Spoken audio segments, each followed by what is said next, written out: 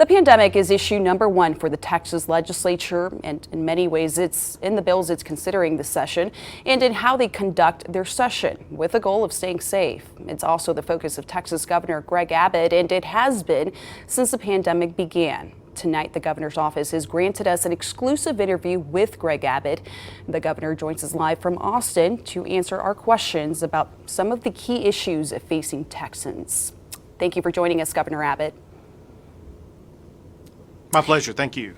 First, tonight, why did the rollout of COVID vaccine in Texas get off to what even some of our local elected leaders called a rough and bumpy start?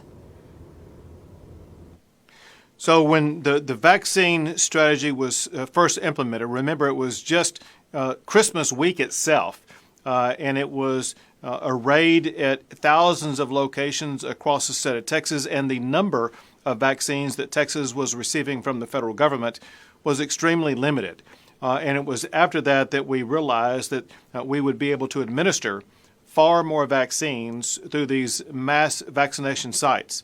Understand this is so important for your audience, and that is there are multiple ways that vaccines have been distributed in Jefferson County and similar counties around the area.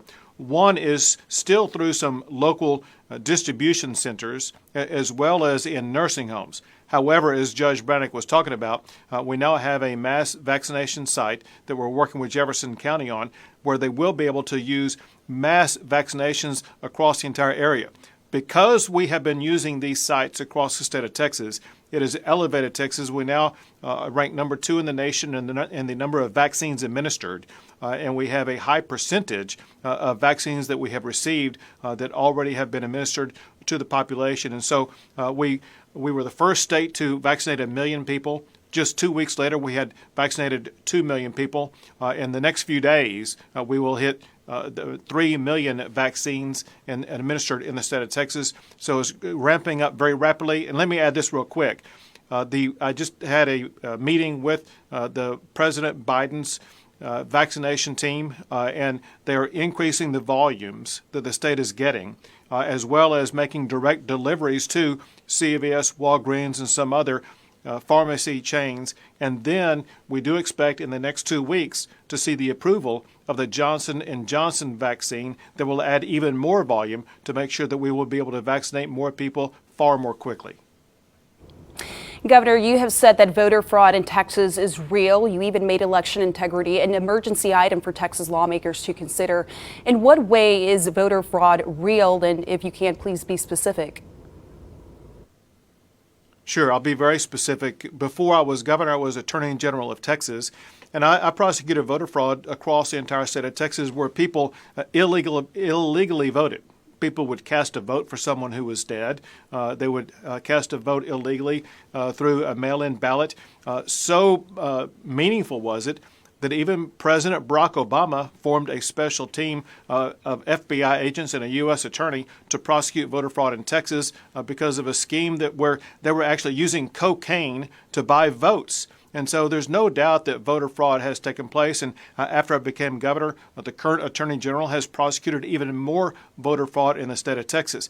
And people have to have trust and confidence in our elections. And one way we can achieve that trust and confidence is to make sure that only legal votes are cast. We want everyone who is eligible to cast a vote. However, we want to make sure that no illegal votes are cast. And do you personally think that the results of the November presidential election was determined by voter fraud? So, listen, I have no doubt there probably was voter fraud in multiple states across the United States. However, to date, there hasn't seemed to be mathematical sufficiency to show that it would be enough to have overturned the outcome of the election. President Biden has been clear about his desire to transition the United States from a fossil fuel-based economy. As governor of the state whose economy is largely based on oil and gas, what is your reaction to that? So I've been equally clear that the federal government should not mess with Texas and our energy economy. This adding not just so many jobs to the state of Texas, but is adding both jobs and to the economy of the United States of America, including making the United States of America energy independent. We can do all of the above. Texas leads the United States and is one of the global leaders in renewable energy like wind energy. Either this year or next year, we will rank number one in the United States for solar energy. But at the same time, we can and still do need fossil fuels such as oil and gas. So what I did last week out in Midland, Texas, I issued an executive order here in Texas asking every state agency to report to the governor's office about any potential legal claims they may have against the federal government to the extent that the federal government is trying to hamper or limit through the regulatory process the state's ability to continue to produce oil and gas. Governor Abbott in Austin, thank you for joining us.